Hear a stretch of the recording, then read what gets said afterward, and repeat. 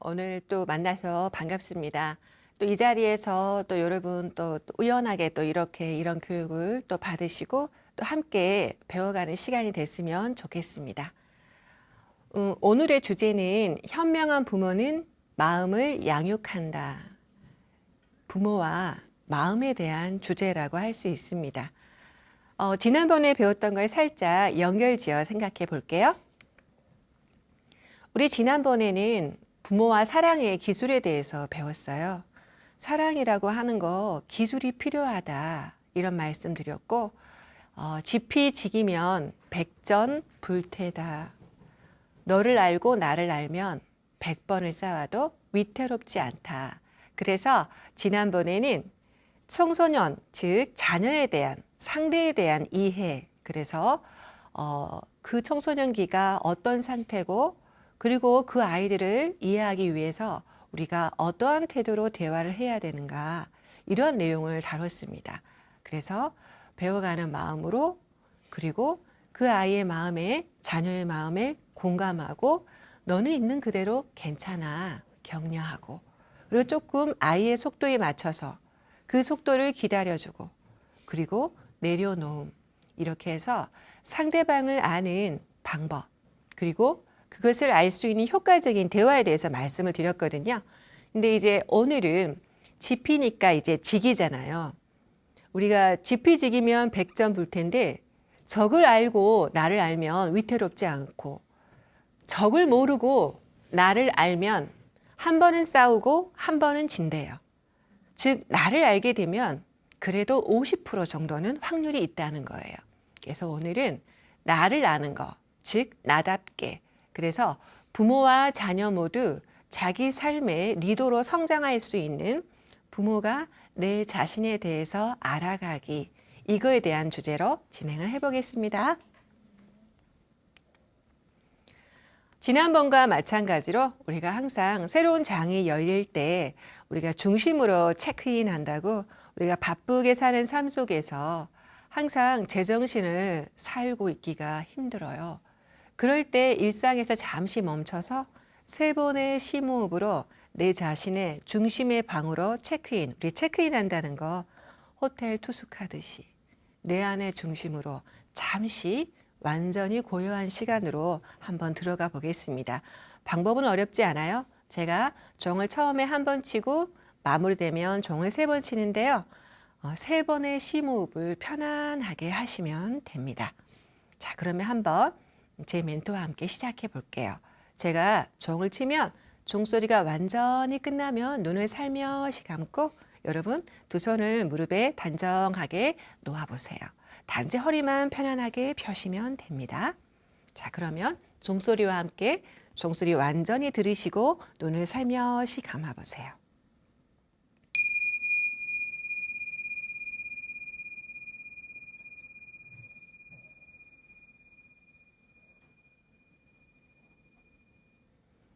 자, 눈을 지그시 감으시고 허리를 편안하게 펴시고 여러분 손과 손이 닿은 느낌이 있을 거예요.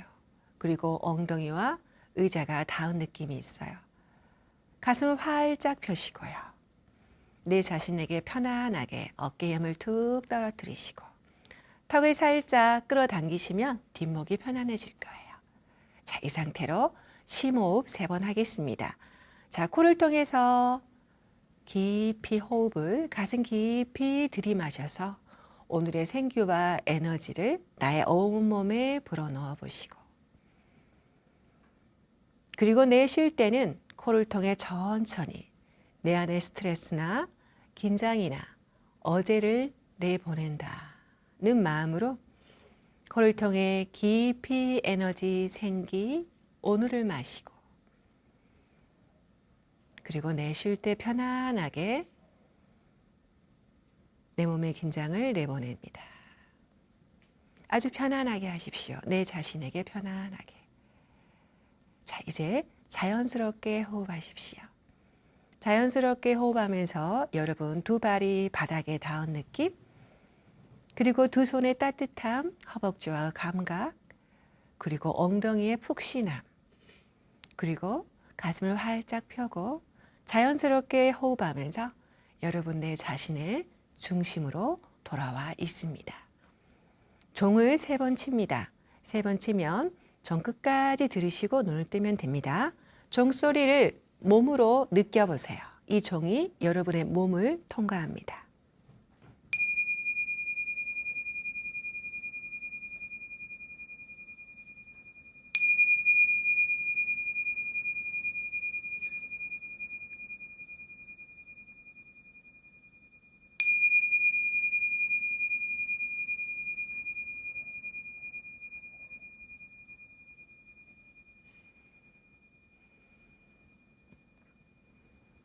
자, 천천히 눈 뜨시고요.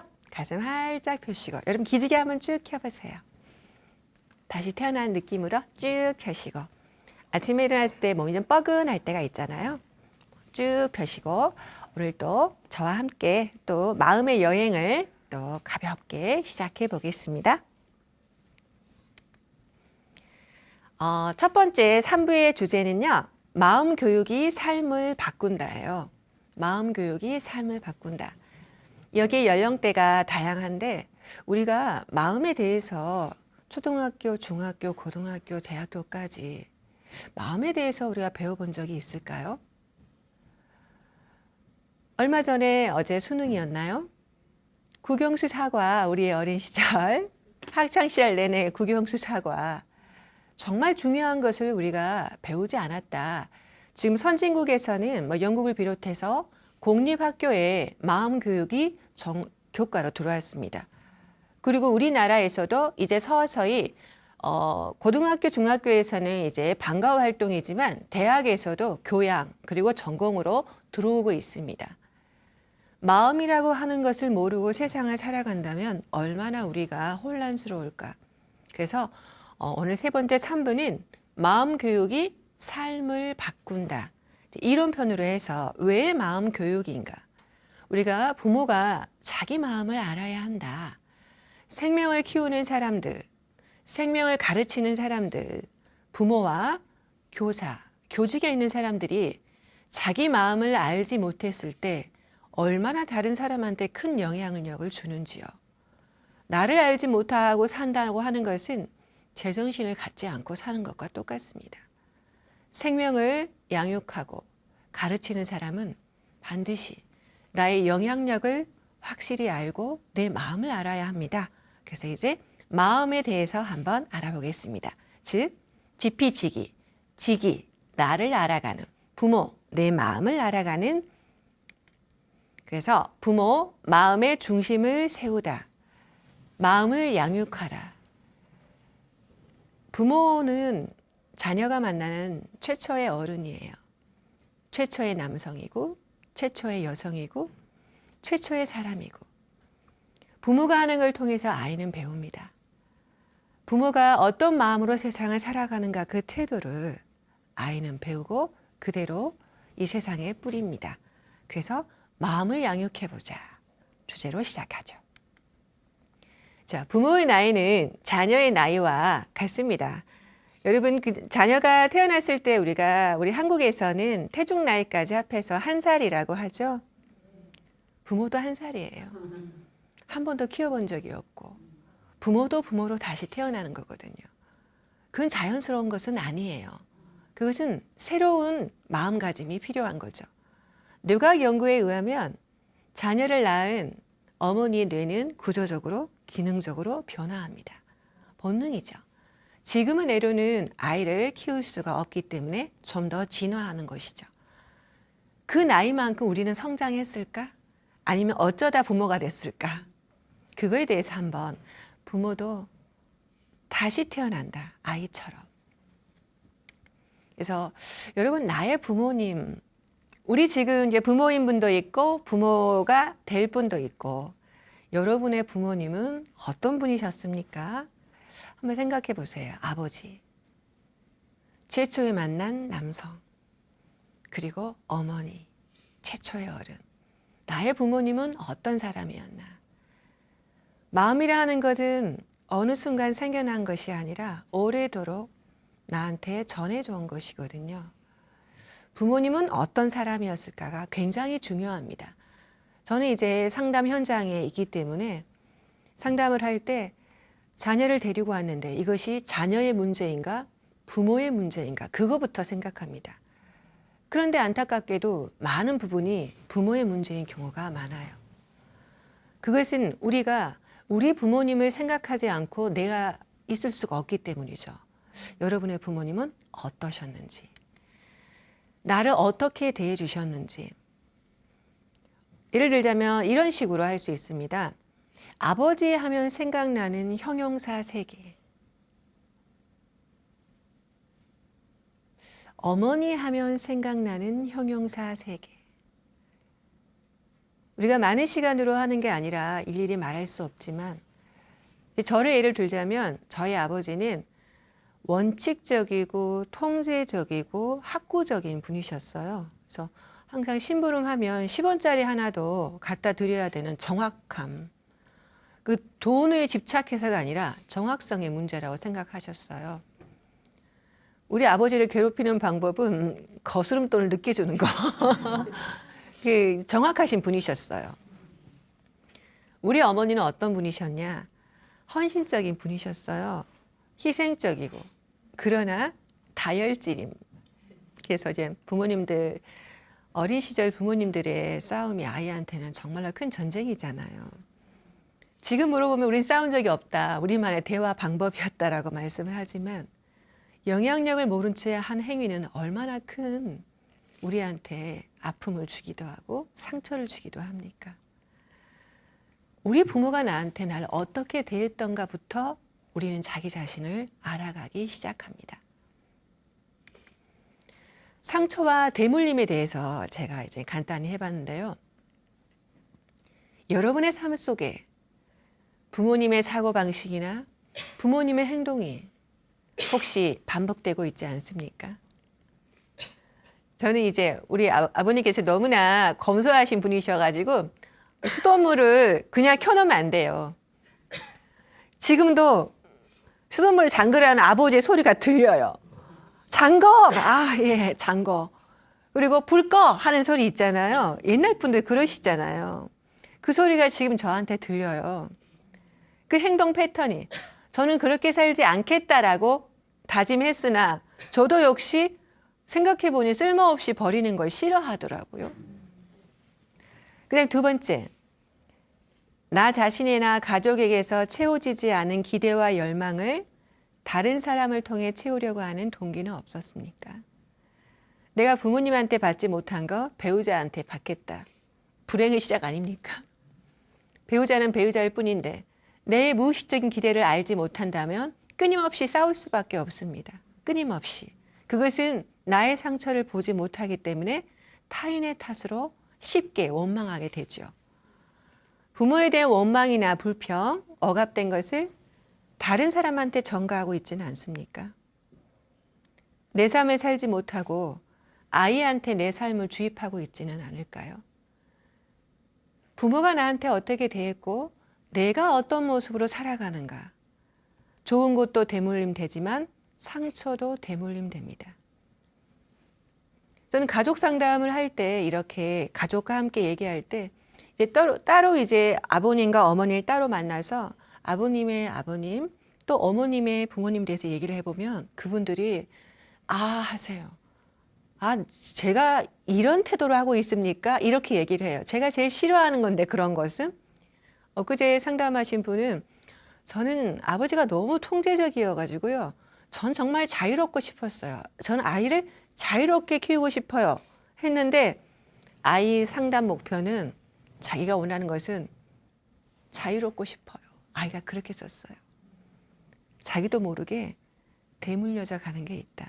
그런 나를 알지 못하면 상처는 대물림된다. 그래서 상처 입은 내면은 아무리 애를 써도 상처를 다시 만들게 됩니다. 부모를 통해서 내가 좋은 부모가 돼야지 하는 마음으로 열심히 공부하죠. 이거 배웠어. 이렇게 해야지. 하루 갈까요? 그러지 않거든요. 그것은 순식간에 바뀌는 게 아니에요. 좋은 부모가 되겠다고 마음을 세우지만 상처 입은 손으로 상처 입은 곳을 만지면 독은 퍼뜨려지게 될 수밖에 없거든요. 그래서 부모가 자기 자신을 양육할 수 있어야 된다. 여기에서 부모 교육은 시작합니다. 그래서 좋은 부모의 시작은 자기 치유다. 저는 이렇게 얘기를 합니다. 아무리 좋은 부모가 되고 싶지만 내 상처를 내가 보지 못하면 그건 고스란히 영향력을 발휘할 수밖에 없습니다. 부모님에서부터 부모님. 아마 그 부모님도 그 부모님에게서 받은 것이 있기 때문에 그 부모님은 그렇게 하실 거예요. 세대로 전수되는 행동 방식이나 어떤 가족의 규칙이나 우리 결혼을 하게 되면 여러분 내 가족도 버거운데 다른 가족을 만나잖아요. 얼마나 버거운 일이 시작됩니까? 정말 내 가족의 상처도 있는데 다른 가족의 상처까지 기쁨이면 좋겠지만 떠안는 것이 또 가족이 결혼이다라고 할 수가 있거든요. 제가 이제 25살 때 일기를 우연히 제가 본 적이 있는데 제가 25살에 결혼을 했거든요. 제가 결혼하고 딱 8개월 됐을 때 이렇게 결혼을 비유를 해놨더라고요. 결혼하신 분들은 공감할 수가 있을 건데 어떻게 해놨냐면 저희 남편이 나랑 결혼하자 그리고 햇살이 환하게 비치는 거실에 환한 커튼으로 저한테 이리 와 하는 거예요. 그래서 너무 좋다 결혼해야지 막 다가갔는데 커튼이 쓱 젖히면서 거기에 시댁 식구들이 드글드글드글하고 막 나오시는 거예요. 아, 좋은 분들이죠. 하지만 저한테 많이 버거웠던, 몰라서 버거웠던 그게 결혼이라는 생각이 들어요. 그래서 좋은 부모의 시작은 내 가족과 또 다른 가족의 치유에서부터, 즉 나의 치유에서부터 내가 어떤 것을 가지고 있는가 거기서부터 시작된다. 그래서 마음을 양육하는 것, 마음에 대해서 시작을 하는 겁니다. 그래서 저는 이제 부모 교육이 많이 열려요. 여기저기서 많이 열려서 많은 부모 교육 강사들이 어떻게 애를 다룹니다. 이럴 때는 이렇게 하시고 이런 기법을 써보세요. 애를 이렇게 합니다. 많은 기법을 말씀해 주세요. 그리고 한 번 듣고 헤어지잖아요. 부모 교육은요. 일회성 교육이 아닙니다. 100년 교육입니다. 내 어렸을 때 부모님도 부모님이지만 지금 나이 들어가시는 부모님의 삶조차 나한테는 부모의 어떤 삶으로 모델이 되는 겁니다. 일회성이 아닙니다. 부모 교육의 유효기간은 100년. 지속 가능한 부모 교육이라야 한다. 그러면 어떻게 해야 되는가? 그것은 마음이다. 내가 내 마음 제대로 볼 수 있는 힘이 있다면 그 힘은 자녀에게 전해진다. 나 자녀 다 키웠어요. 이제 3호. 지금이 시작이죠. 왜? 부모 교육이 중요한 것은 부부예요. 가족 체계에서 부부 체계가 흔들리게 되면 결혼한 가족들, 결혼한 자녀들은 또 흔들립니다. 부부 체계가 흔들리면. 그러면 흔들리는 부모 속에서 부모는 또 자식한테 심리적인 의지를 하게 됩니다. 끝까지 인생을 통해서 부모 교육은 지속 가능한 그리고 마음 교육이어야 한다. 이렇게 생각해 볼 수 있습니다. 이해가 되십니까? 그럴 것 같죠? 정말 그래요. 마음이라는 거예요. 그래서 이제 제가 여러분과 함께 할 것은 마음 챙김에 기반한 부모 교육이에요. 늦지 않았죠. 지금이 시작이에요. 왜? 나는 아직도 부모이니까. 나는 아직도 남은 삶으로서 부모로서 보여줄 게 있고 나로서 살아갈 수 있으니까. 부모와 자녀 모두 자기 삶의 리더로 성장하는 방법에 대해서 한번 이야기해 보겠습니다. 자, 마음. 마음이 뭘까? 우리가 마음은 뭐냐? 알 수 없잖아요. 마음은 얼마나 변합니까? 마음을 잡을 수도 없고 집을 수도 없고 마음이 뭐냐? 마음에 대한 대중적인 연구가 하나 있어서 여러분과 함께 볼게요. 걱정을 연구한 학자가 있어요. 우리 많이 걱정하고 살잖아요. 우리 인간은 걱정하고 사는 것이 진화의 한 방법입니다. 걱정을 해야 새로운 것을 만들어내온 게 인간의 진화의 역사니까요. 자, 이 걱정을 연구한 결과입니다. 볼까요? 심리학자가 수많은 사람들의 걱정을 모아서 연구를 해봤더니 걱정의 40%를 연구해보니 절대로 일어나지 않을 걱정을 하고 있더라. 30% 이미 일어난 게 또 일어날까 걱정하는 거죠. 자라보고 놀란 가슴 이렇게 손뚜껑 보고 놀란다고. 그 다음에 걱정의 22%는 사소해서 무시해도 좋을 일을 그냥 붙잡아 걱정하는 거예요. 우리가 그 사람의 걱정의 수준을 보면 삶의 질을 알 수 있잖아요. 예를 들어서 나 요즘 살 좀 빼야 되겠어. 그 사람 잘 살고 있는 거죠. 그 정도의 걱정. 생존을 걱정하는 사람도 있는데 사소한 것도 걱정거리. 그 다음에 4%는 바꿀 수 없는 것을 걱정하고 있더라. 마음은 그런 거예요. 붙들려지거든요. 그런데 걱정의 4%는 우리가 바꿀 수 있는 것, 정말 해야 할 걱정이 4%더라. 그럼 우리가 이거를 정리해 보면 여러분 이렇게 해요. 바꿀 수 있는 일이 4%고 일어나지 않을 일이 40%고요. 그 외에 과거나 사소한 56%. 그렇다면 우리는 96% 속에서 어쩔 때 삶을 소진해 갈 수도 있겠다. 무슨 말씀인지 아시겠죠? 사람들이 명상이 뭐예요? 그거 도 닦는 거예요? 라고 얘기하는데 그렇지 않아요. 명상은 아주 과학적인 거예요. 에너지의 효율성에 대해서 얘기합니다. 우리 4%만 걱정하고 살자. 근데 그게 되나요? 진짜 어렵죠. 96%를 어떻게 놓아버릴 수 있는가에 대한 이야기입니다. 명상은 마음의 효율성, 에너지의 효율성에 대한 과학적인 접근입니다. 바꿀 수 있는 거 4%.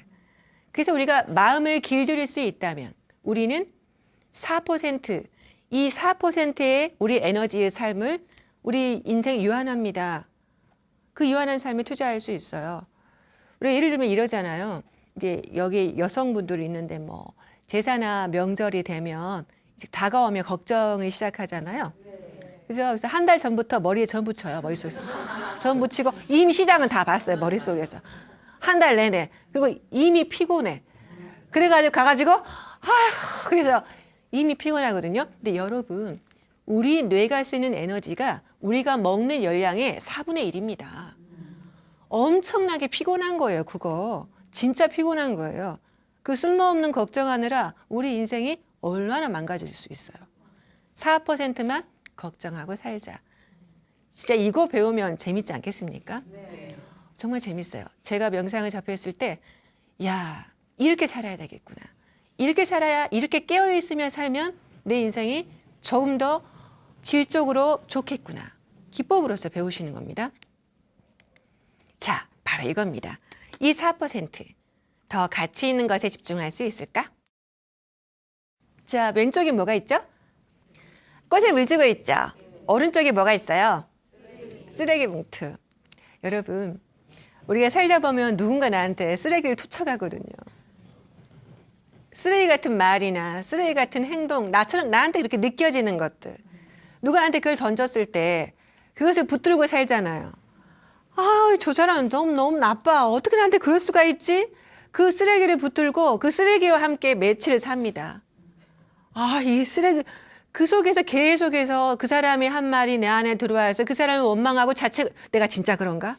그 쓰레기 속에서 짧게는 몇 시간, 길게는 한평생 살 수도 있습니다. 어린 시절의 강력한 부정적인 말들은 우리 인생에 계속 리플레이 되는 녹음기가 돼버리거든요. 이 쓰레기를 내려놓고 여러분 왼쪽에 보시면 꽃에 물 주고 있잖아요. 우리의 4%, 물 주는 삶, 우리 인생을 조금 더 효율적이고 가치 있게 사는 4%에 집중할 수 있을까? 이거에 대한 이야기입니다. 남이 준 쓰레기를 내 쓰레기인 것처럼 인생을 산다는 거 얼마나 힘든 일입니까? 근데 우리 그렇게 살 경우가 많아요. 여러분 가슴에 손을 생각을 한번 해보세요. 내가 정말 그러지 않다고 자신할 수 있는가? 이 쓰레기를 어떻게 내려놓을까? 그래서 여러분 심리학에서는 인지도식이라고 얘기하는데 괴로움도 습관이다. 습관이에요. 자기 안에는 어떤 인지적인 패턴이 있어요. 예를 들어서 나는 뭐를 해도 안 될 거야. 또는 나는 사랑받지 못할 거야. 나는 인정받지 못할 거야. 나는 어떻게 해야만 돼. 자기도 모르게 자기 안에서 만들어진 그 인지도식이라 마음의 패턴이 있어요. 그게 습관처럼 평생을 통해서 그 속에서 살아가고 있을 수도 있는 거예요. 그게 환상이죠. 그거는 삶이 아니라 내 안에 그런 틀 속에 사는 거예요. 그런 마음에서 벗어나는 것에 대해서 말씀을 함께 해보죠. 루이스 A라는 유명한 상담학자가 있습니다. 이 루이스 A라는 사람은 이런 글을 썼어요. 베스트셀러, 세계적으로 우리 한국에서도 베스트셀러인데, 병의 발발과 재발은 그 병을 만드는 심리적 패턴이 바뀌지 않았기 때문이다. 여러분 혹시 똑같은 질병이 나한테 계속 지속되고 있다면 혹시 이게 몸의 문제가 아닐까? 마음의 문제 아닐까? 우리가 이제 변비나 설사 같은 건 이미 굉장히 심리적인 것이고, 그 몸과 마음이라고 하는 게 연결돼 있거든요. 그래서 이 사람이 이렇게 얘기했어요. 내담자가 나에게 올 때마다 그가 얼마나 심각하든 그 사람이 내려놓는 내면의 작업을 한다면 정말 나아질 거라 생각한다. 우리 한참 스트레스다, 요즘은 또 트라우마란 말이 유행이잖아요. 그런 것들을 우리가 내려놓지 않고 살았을 때 우리의 몸은 얼마나 고통을 받는가. 저는 상담의 장면에서 많은 고통을 받고 있어요. 그 사람이 이렇게 얘기해요. 저는 그냥 어깨가 아플 뿐이에요. 저는 그냥 변비인데 너무 심해요. 여러분, 변비가 뭡니까? 변비는 똥이 이렇게, 죄송합니다, 똥. 이 똥이 이렇게 내려가지 않고 붙들고 있는 거잖아요. 물어보세요. 나는 뭐를 붙들고 있는가? 내 몸이 붙들듯이 내 마음이 뭔가 붙들고 있는 건 아닌가? 몸과 마음이 연결돼 있어요. 그래서 마음이라고요. 마음이라고. 그래서 이렇게 자동적으로 작동이 돼서 내 몸에 영향을 주고 있다는 거예요. 몸과 마음에 큰 관련성이 있습니다. 마음은 자동적으로. 우리가 처음에 운전할 때는 엑셀하고 핸들 돌리고 옆에 시선 보고 막 이렇게 천천히 하나하나 보지만 지금 운전할 때는 어떻게 합니까? 그냥 자동적으로 그냥 돌리고 빵빵 자동적으로 하잖아요. 마음이 그렇습니다. 마음이 그렇습니다. 마음은 자동적으로 그렇게 길을 가고 있어요. 어떻게 내려놓을까? 많은 사람들이 얘기합니다. 아이, 내려놔. 그 걱정 왜 해? 내려놔. 내려놔집니까? 한 번도 내려놓는 방법을 배운 적이 없어요. 근데 말로는 내려놔. 그 말 때문에 더 붙들리게 되죠. 뭘 내려놔? 어떻게 내려놔? 알 수가 없는 거죠. 우리는 내려놓는 방법을 배우려고 합니다. 어떻게 내려놓을까? 한 번도 멈추세요. 내려놓으세요. 어떻게 멈춥니까? 배워본 적이 없어요. 오늘 그거에 대해서 한번 해볼게요. 생각이나 감정은 여러분 아까 앉아서 잠깐 1분 체크인 했을 때 몸은 여기 있지만 영혼은 다른 데 있잖아요. 오늘 끝나고 뭐 해야지? 이건 언제 끝나나? 이거 재미있으나? 재미없으면 어떡해? 막 수많은 생각이 지나가잖아요. 그 마음속에 헤매고 있잖아요. 그런데 우리 마음은, 우리의 생각은 당연한 역할이에요. 우리가 그 엔진 공회전 하듯이 머리는 당연히 그 역할을 하고 있어요. 그런데 우리는 이거를 붙들려고 하거든요. 어떻게 내려놓느냐? 자각입니다. 내가 또 이런 생각을 하고 있구나. 마음 밖에서 마음을 보는 것입니다. 여러분, 컵에 흙탕물이 가득 차 있어요. 우리 마음이 흙탕물일 때가 참 많잖아요. 비유하자면 우리는 그 흙탕물인 물을 정리하기 위해서 이렇게 컵을 막 이렇게 어떻게 하면 더 흔들어요. 그런데 흙탕물인 물을 정리하는 방법은 간단해요. 앞에 딱 놓고 한 발짝 물러서서 스스로 정돈되기를 기다리면 되는 거잖아요. 내 마음 밖에서 마음을 보는 겁니다. 한 걸음 떨어져서 지금 내 마음에 부정적인 생각이 있구나. 지금 내 마음에 우울한 생각이 가고 있어. 이렇게 나 우울해. 이게 아니고, 여러분 오늘 저랑 이렇게 마음에 대한 공부를 하고 나서 언어가 바뀝니다. 어떻게 하냐면 예전 같으면 나 짜증나. 나 우울해. 이렇게 하잖아요. 그런데 이제 그렇게 하지 마시고 내 마음속에 우울이 지나가네. 굳이 붙들진 않겠어. 지나가는 거니까요. 내 마음에 짜증이 지나가네. 그럴 수 있지. 여러분, 파란 하늘에 먹구름 하나 지나가면 안 됩니까? 지나갈 수 있습니다. 지나가는 거를 한 발짝 물러서서 내 마음속에 이런 생각, 내 마음속에 무시당했다는 마음이 지나가고 있구나.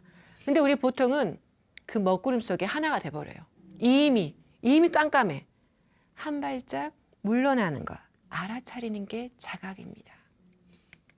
그래서 이제 마음 챙김 부모 교육은 바로 여기에 근거를 두고 있습니다.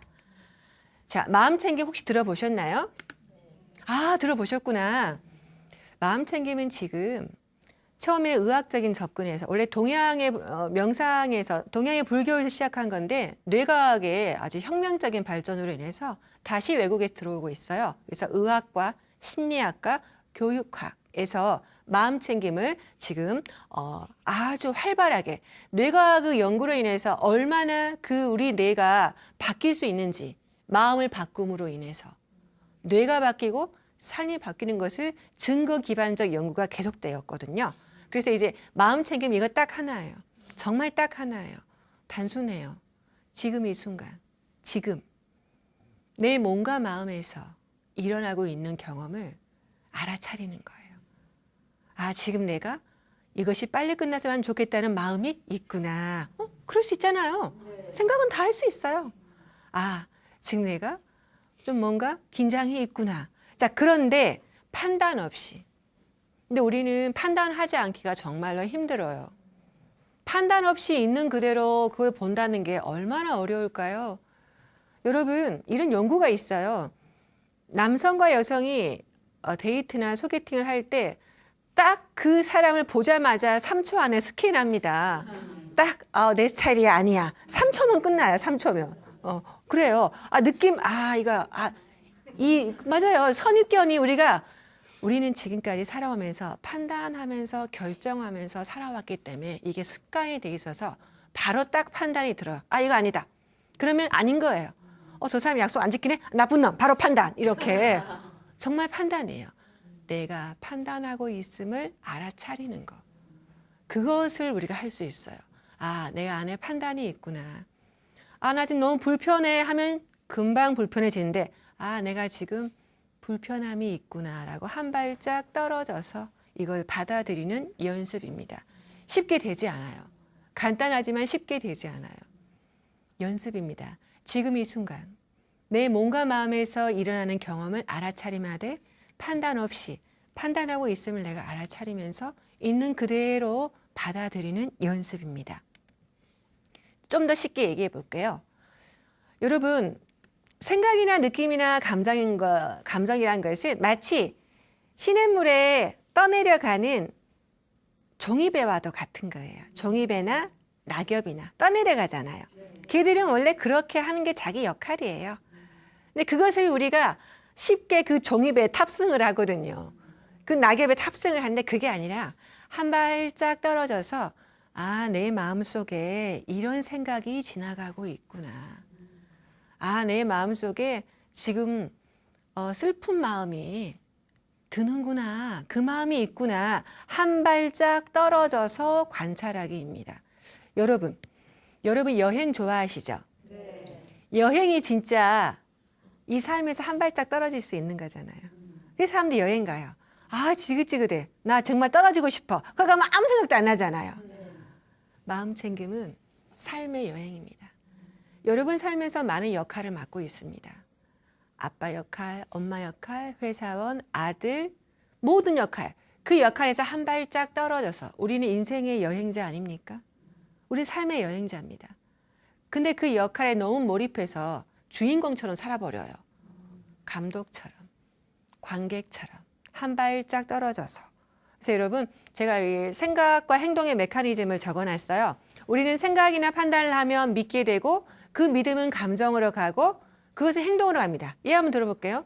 아침에 여러분이 현관 밖에 딱 나오는데 앞집에 사는 젊은 세댁 부부가 있다고 칩시다. 근데 그 부부가 내가 안녕하세요 했는데 인사 안 하고 확 지나가 버렸어요. 그 어린 부부가 말이죠. 그랬을 때 여러분 마음에 어떤 생각이 들까요? 뭔가 무시당한 느낌이 들겠죠? 또는 저 사람 나를 못 봤나? 참 멋쩍네. 내가 참 나이 들어가지고 저런 수모를 당하나? 이럴 수도 있잖아요. 그런 생각이 지나갑니다. 근데 가만 생각해보니까 저 사람들 저번에도 그랬어. 이 믿음이 됩니다. 감정, 화가 납니다. 요즘 젊은 것들은 진짜 화가 납니다. 행동, 복수합니다. 가버려요. 이게 순식간에 확 일어납니다. 근데 여기서 멈추는 건 뭐냐면, 내가 이럴 때 무시당했다는 생각이 있구나. 판단 중지, 과로입니다. 아직 그거에 대해서 판단하지 않고, 내 마음속에 지금 그런 마음이 있구나. 거기 생각에서 멈추는 겁니다. 멈추지 않으면 순식간에 우리 이미 행동하고 있거든요. 자동적으로. 마음은 빛의 속도예요. 여러분 여기에 앉아있지만 순식간에 수십 년 전에 상상할 수 있어요. 여기에 앉아있지만 2년 후 죽기 전 임종도 상상할 수 있어요. 마음이란 엄청나게 빠르고 시간도 공간도 없습니다. 마음은 그런 거예요. 거기서 내가 지금 이런 생각을 하고 있구나. 자녀를 가르칠 때 아이가 또 사고 쳤을 때 이 손이 그냥 나가는 것을 보지 않습니까? 손이 동시에 지금 내 마음에 화가 나는 거를 한 발짝 물러서서 보는 겁니다. 화가 난 사람이 화를 멈출 때는 어떨 때 멈추냐면 내가 화가 나 있음을 알아차렸을 때 그때 멈춥니다. 감정이라 하는 것은 1분 30초. 이 과학자들이 연구를 해보잖아요. 모든 슬픔이나 기쁨이나 모든 이런 것들 감정이 지속 시간이 90초예요. 1분 30초. 근데 우리는 그 1분 30초의 화를 몇 날 며칠 몇 년 낼 수 있는 이유가 뭐냐? 그 감정에 계속 생각이라는 연료를 부어요. 타당화하고 합리화하고 그래 내가 잘했어.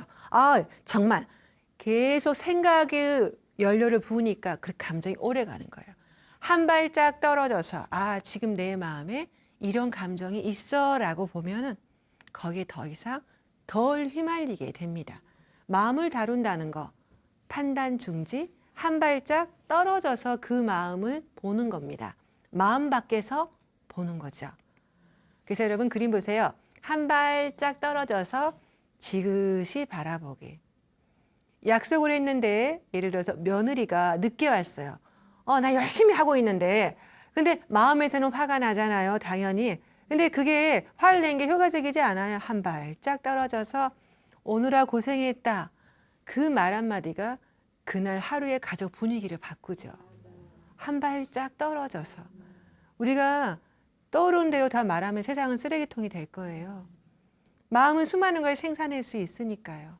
한 발짝 떨어져서. 여기 이게 지금 새가 2마리 있잖아요. 저 한 마리 새가 우리가 명상을 통해서 만들어가는 게 저게 메타인지예요. 나를 바라보는 의식을 하나 키우는 거야. 내가 지금 게으르구나.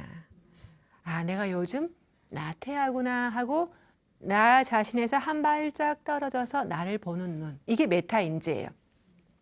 아마 여러분들은 메타인지를 많이 경험하셨어요. 예를 들어 막 게임을 하다 여러분 게임을 막 하다가 막 승부욕 발동해가지고 막 하다가 갑자기 어느 순간 내가 못한다고 이렇게 여기에 목숨 걸고 있지 이런 순간들 있잖아요. 네. 그게 메타인지예요. 한 발짝 떨어져서 관객의 눈으로 감독의 눈으로 내 삶을 제3자 눈으로 봐보는 거예요. 이게 연습입니다. 그래서 우리가 호흡을 합니다. 여러분 호흡이라는 것은 자동적으로 숨 쉬어지는 거잖아요. 그잖아요. 우리가 숨 잘 쉬기 대회 이런 거 없어요. 그냥 쉬어지는 거예요. 호흡이라고 하는 무의식적인 것을 한 발짝 떨어져서 볼 수 있다면 내 마음속에 무의식적이고 자동적인 것들도 한 발짝 떨어져서 볼 수 있겠구나. 지금 여기 호흡이니까. 무슨 말씀인지 아시겠죠? 네네. 자, 그래서 마음 챙김의 태도는요, 여러분. 한 발짝 떨어질 때 호기심을 가지세요. 이 마음은 또 어떻게 변할까? 마음은 계속 변하잖아요. 영원하지 않아요. 근데 우리 영원할 것처럼 화를 내거든요. 그러지 않아요. 모든 게 영원하지 않아요. 이 마음은 또 어떻게 변해갈까? 조금 더 친절하게. 내 자신에게. 명상이 중요한 건 나에게 친절해야 되는 거예요. 내가 이럴 때 이런 마음이 드는구나. 자책이 아니에요. 그럴 수 있지. 내 자신에 대해서 공감해 주는 거예요. 그래. 이럴 때 이렇게 하는데 이제 이 마음은 어떻게 변할까? 이렇게 알아차리는 것이죠. 그래서 여러분 무엇을 물려줄 것인가? 자녀한테 무엇을 물려줄 것인가? 돈 여러분 아시잖아요. 필요한 만큼 돈이 있으면 좋지만 우린 자녀한테 정신적인 유산, 삶을 살아가는 근본적인 가치, 마음, 부모는 처음으로 만나는 자녀가 만나는 마음 선생님입니다. 감정 코칭 처음으로 만나는 선생님. 아, 감정은 저렇게 다루는 거구나. 아, 마음을 저렇게 행동을 쓰는 거구나. 아이는 자기가 누군지 모를 때부터 배웁니다. 부모는 최초로 만나는 마음 교사, 마음 선생님이라고 할 수가 있습니다. 지금 이 순간도 우리는 부모입니다. 그리고 누군가의 부모가 될 것입니다. 아, 내가 누군가의 마음 코칭, 누군가를 위해서가 아니라 내 자신을 위해서, 내 마음이 에너지를 가지고 효율적인 삶을 살기 위해서. 그래서 이제 여러분, 마음 챙김은 삶의 파도를 피할 수는 없죠. 그러나 타는 법을 배울 수는 있어요. 여기 이렇게 여러분 아무렇지 않게 이 자리에 앉아 계시지만 지금까지 살아오면서 얼마나 많은 역경을 딛고 이 자리에 앉아 있는 겁니까? 그 파도를 얼마나 많이 만나셨습니까?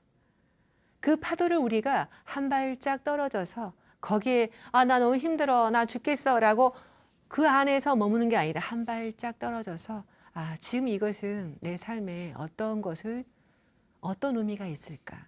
삶의 파도를 타는 법을 배우는 겁니다.